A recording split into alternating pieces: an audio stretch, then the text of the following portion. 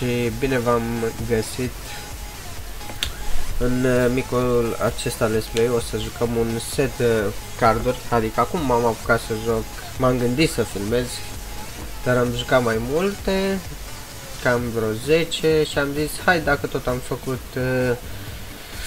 6 cufere argintii și mai am un set de jucat, să vi-l arăt și o să vă arăt și acest cont pe care mai joc cu un prieten, bineînțeles.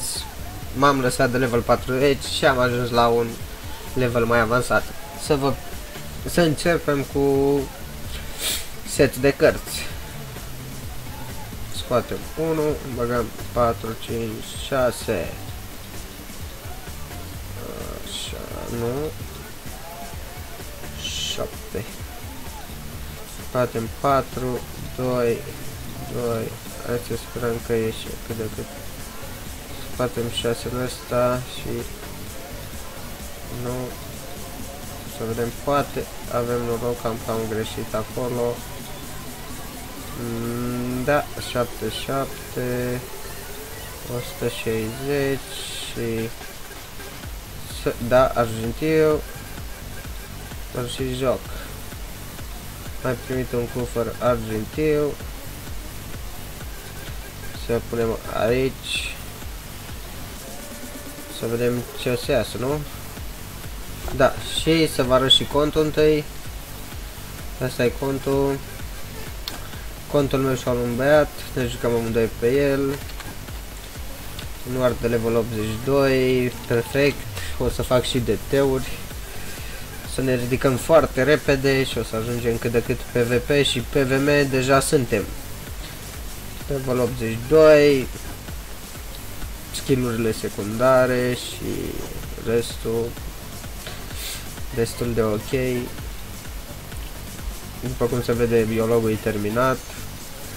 Contul a fost foarte ieftin, 400 de milioane, dar problema cea mai mare cum ar fi 2 puncte pierdute.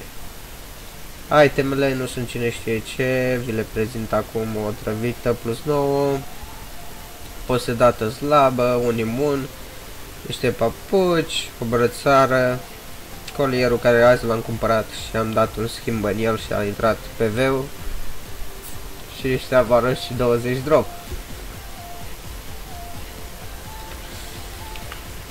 Itemele astea sunt pentru DT și să începem.